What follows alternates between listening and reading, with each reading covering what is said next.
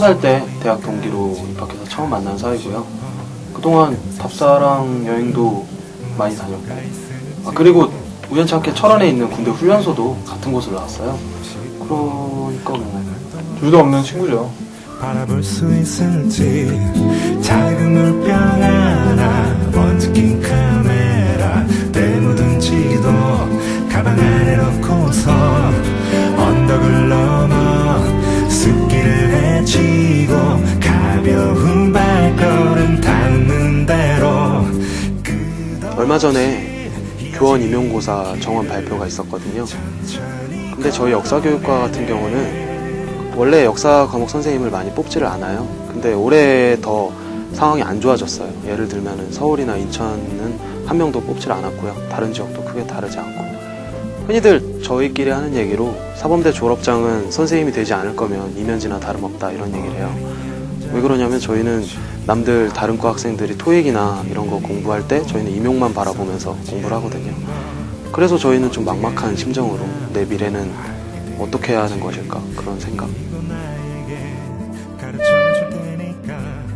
도대체 무엇이 우리를 막아서고 있는 것일까? 우리는 어떤 길을 가야 할까? 미래는 너무 멀고 답답하고 불안하다. 이번 여행은 그런 우리에게 비상구 같은 것이다. 우리는 길에서 세상을 다시 생각해 보기로 했다. 우리가 그동안 생각지 못했던 혹은 애써 외면해왔던 것들에 대해. 좌절하고 절망하고 있는 게 우스운 일 같아요. 저는 아직 학부생이라서 임용고시를 한 번도 본 적이 없는데 그저 좌절하고 포기하고 도전조차 하지 않는 내가 굉장히 실망스럽게 느껴졌어요. 그래서 가장 친한 친구인 충무한테 세상 한번 돌아보고 오자. 그래서 우선 답답한 도시에서 벗어나서 탁 트인 바다가 보고 싶었어요. 그래서 새만금 방조제로 서해 바다로 가게 됐습니다. 새해가 밝았다. 이른 아침, 우리는 군산행 열차가 출발하는 용산역에 있다. 우린 사회에 발을 내딛어야 하지만 그 가능성은 줄고 있다. 하지만 땅에서 넘어진 사람은 땅을 짚고 일어서야 하듯이 다시 한번 세상 속에서 기회를 찾고 싶었다. 저는 길을 느낄 수 있어요, 좋아요. 그러니까 답사 같은 경우에는 이제 점하고 점인데 이유적하고 이유적 그 사이에는 없어요. 이유적 보고 저유적까지도 공부해야 돼요, 중간에.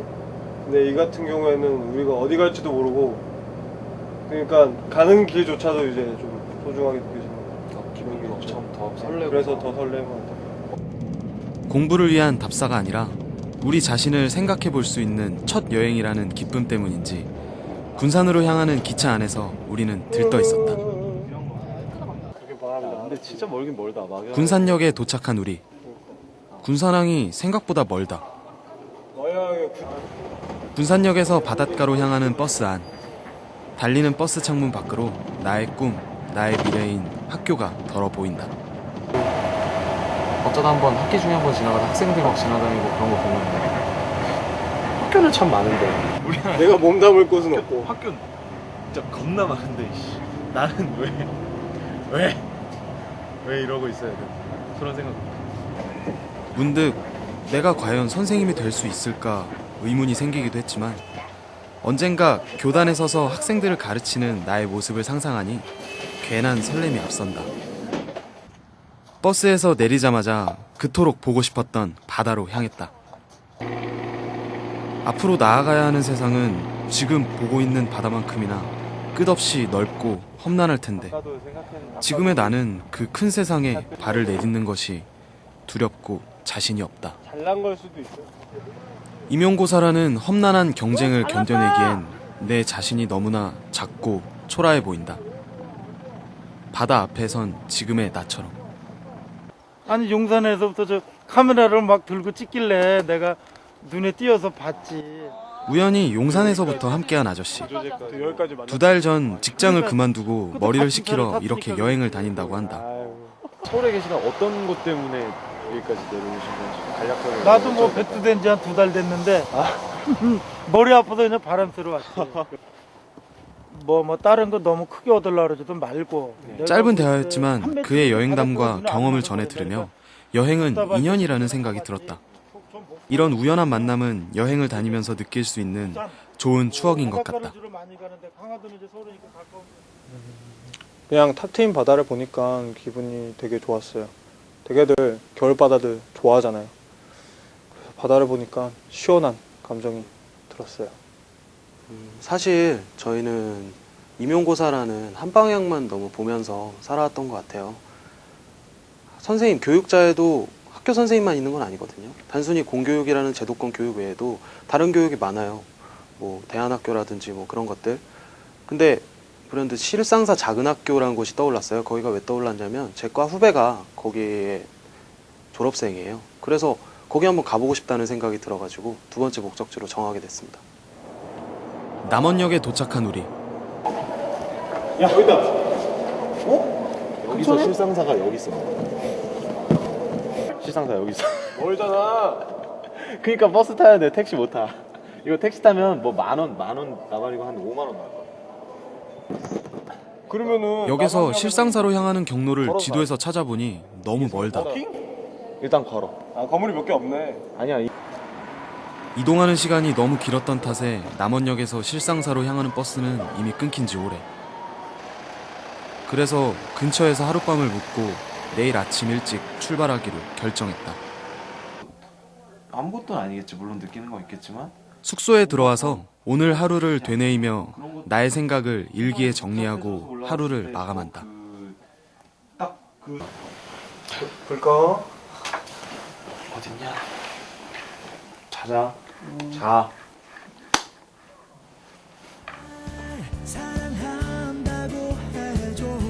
아침을 맞는 공기가 차갑다. 낯선 곳에서 맞는 공기는 새로워서 기분이 좋다. 전날의 피로는 가벼운 발걸음 아래 잊어버린 지 오래됐다. 작은 학교로 가는 버스 안에서 기사 아저씨와 짧은 대화를 나눴다. 경험. 최대한 경험을 하라는 기사 아저씨의 말씀은 여행을 통해 경험을 쌓고 있는 나 자신을 긍정적으로 바라보게 했다. 기분 좋은 출발이다.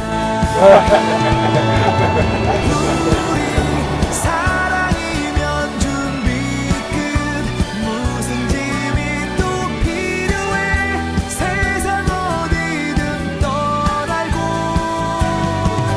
달려 가슴이 벅차오르게 생각만 해도 떨리는 출발의 느낌.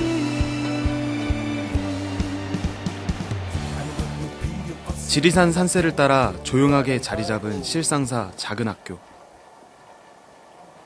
방학 중이라 학생들은 없고 선생님들만 계셨다. 우리는 선생님들께 대안학교 교사가 되신 이유에 대해 물었다. 지역의 공부방에서 아이들을 좀 만났고 그때는 이제 그 빈민운동이다 뭐 그러면서 그 도시에서 살면 돈이 많은 걸 해주잖아요. 네. 정말 많은 걸 해주잖아요. 뭐 이렇게 먹는 거, 입는 거, 자는 거, 뭐 움직이는 거 이런 게 대부분 이제 돈에 의해서 많이 되는데 여기서는 우리가 스스로 해야 되는 부분이 좀 많아요. 아이들하고 이제 지내면서 내 모습을 좀 많이 보게 되는 것 같아요. 네. 작은 학교는 아이들을 가르친다는 일에 대해 다시 생각할 수 있는 좋은 기회였다. 막연히 생각했던 가르치는 것의 의미. 선생님은 그들에게 어떤 존재여야 하는가? 보통 우리가 다녔던 일반 학교는 교사가 학생에게 일방적으로 지식을 주입하는 식의 교육이었잖아요. 근데 실상사 작은 학교는 그렇지가 않더라고요. 학생들과 선생님이 함께 호흡을 하고 배워나가는 그런 게 굉장히 인상 깊었고요. 또 거기 선생님께서도 본인께서도 학생들에게 자기가 배운다고 말씀하실 정도로 자기 가치관이 바뀐다고까지 하셨거든요. 그게 참 인상 깊었어요. 저는 교육자라는 길을 선택함에 있어서 여러 가지 길이 있다는 것을 한번 느껴봤어요. 만약 아이들과 어울리는 게 좋다면은 시골의 정취를 느끼면서 학생들과 호흡할 수 있는 길도 있구나 라는 생각을 하게 됐어요. 작은 학교에서 내려오는 길. 우리는 이번 여행에서 중요한 화두를 하나 찾았다. 무엇을 어떻게 가르치는 것이 바른 것인가 하는 스스로에 대한 질문이다. 슬슬 다음 목적지를 정할 차례. 어디로 가야 할까? 눈 덮인 지리산 자락은 다음 목적지로 떠나려는 우리의 발목을 놓아주지 않는다. 지리산의 풍경에 심취해서 시간이 가는 줄도 몰랐던지 다음 목적지로 향하려는 그때 벌써 주위는 캄캄해지고 마지막 기차는 떠나버리고 말았다. 대안학교라는 새로운 교육 현장을 보고 나니까요.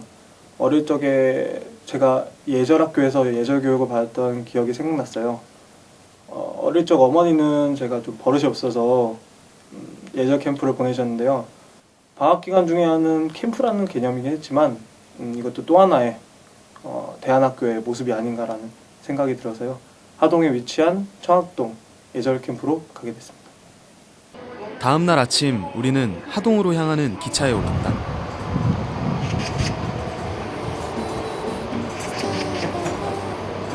창밖으로 보이는 풍경이 정겹다.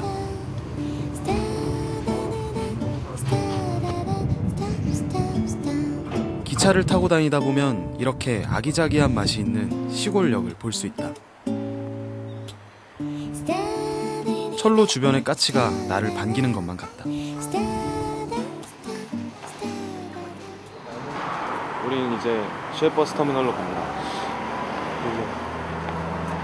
가서 버스 알아보고 잠시 섬진강의 정치에 빠져보려. 시간이 남아서 섬진강에 가려고.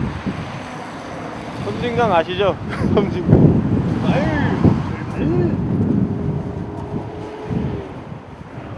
전라도와 경상도를 가로지르는 섬진강 줄기 위에 섰다. 탁 트인 자연의 모습은 희망찬 우리의 내일을 위한 좋은 기운을 뿜어낸다. 산골에 있는 예절 학교. 수년이 지난 지금은 어떤 모습일지 궁금하다.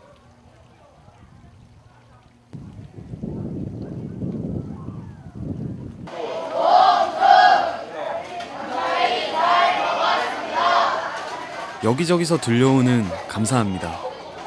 참 예절학교다운 모습이다. 예절이라는 것은 우리 인간의 기본 질서고 기본 질서를 잘 지켜야만이 학문을 아무리 못했다 할지라도 리더가 될 수 있다. 교육에서도 가장 중요시되는 게 예절. 그렇죠. 청학동은 여전히 예절 캠프를 운영 중이었다. 그곳에서 우리와 같은 꿈을 꾸고 있는 교육학과 학생들을 만날 수 있었다. 그들은 실습 차원에서 예절 캠프의 선생님으로 일하고 있었다. 이제 예사라고 해서 이제 학동들 아이들 이제 한자 가르치고 그리고 수련회 가면 캠프처럼 같이 생활하면서 같이 하는 거 하면서 이제 관리해주고 챙겨주고 씻겨주고 그리고 예절 교육 같은 거 옆에서 붙어서 그런 지도하는 역할. 힘든 일은 아이들 때문에 힘든 일이나 이런 게 거의 없고 기뻤던 일이 이제 아이들이 돌아갈 때 이제 어떤 아이들은 좀 고맙다면서 우는 친구들이 있어요. 그 친구들 못 되면 시작은 얼마 안 됐지만 자존심도 느끼고 막 그런 것 같아요. 예절 캠프가 힘들다는 아이들과 나의 어린 시절이 겹쳐 보였다. 꾸지람을 들어가며 배웠던 예절 교육은 그 당시에는 너무나도 싫었지만 시간이 지나고 생각해보면 나의 인성 형성에 많은 도움이 되었다. 우리는 좋은 대학에 입학하고 좋은 직장을 얻어야 한다는 이유만으로 가장 기본적인 예절에 대한 교육을 망각하고 있진 않았나? 선생님에게 폭언과 폭력을 일삼는 일들을 심심찮게 뉴스에서 볼 수 있는 것이 이를 말해준다. 예절학교는 비단 지식교육만이 교육의 전부가 아니며 인성교육의 중요성을 다시 한번 되새기게 했다. 입대를 앞두고 한산도로 여행을 갔었는데요. 그때도 지금처럼 고민이 많았을 때였는데 복잡한 생각을 정리하고 용기를 얻기에 굉장히 좋은 장소였어요. 맑은 한산도 물을 바라보면 마음에 담아뒀던 고민들을 없앨 수 있어서 굉장히 좋은 장소라고 생각했어요.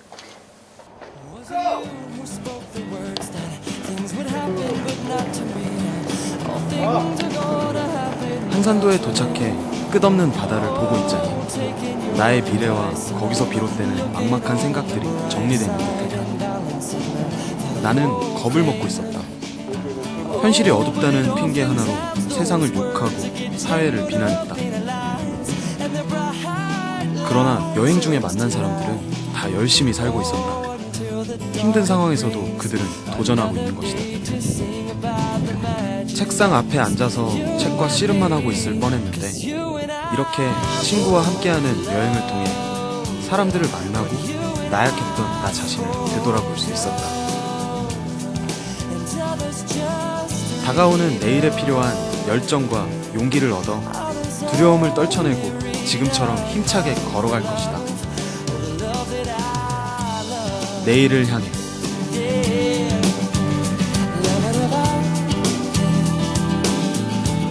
See, I'm all about them words, over numbers, unencumbered, numbered words, hundreds of pages, pages,